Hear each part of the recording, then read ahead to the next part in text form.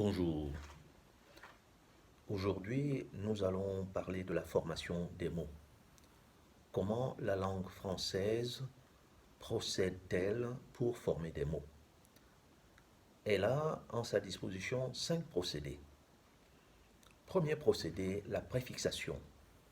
Elle consiste à ajouter au début du radical d'un mot une particule qu'on appelle préfixe. Par exemple, port, on va ajouter la particule ex, un, port. Deuxième procédé, la suffixation. Elle consiste à ajouter à la fin du radical d'un mot une particule. On prend toujours le mot port, on aura porté, portable. Troisième procédé, la composition. On va placer bout à bout des mots de même classe ou de classes différentes pour former des mots. Porte-manteau, rouge-gorge, arc-en-ciel. Quatrième procédé, les calques. Ce sont des traductions de mots de langue étrangère. Par exemple, le mot salle à manger est le calque de dining room. Cependant, certaines traductions sont malheureuses.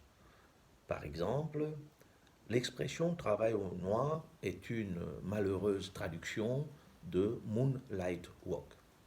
Enfin, dernier procédé, les emprunts.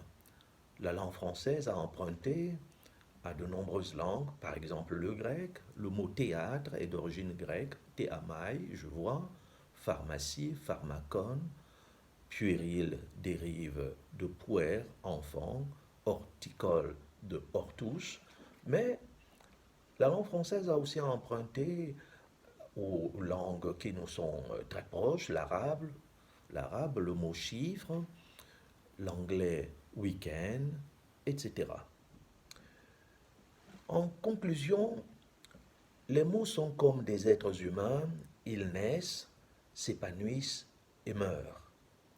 Un mot comme l'adjectif preux, qu'on trouve dans la littérature médiévale, qui veut dire vaillant, courageux, n'est plus très usité.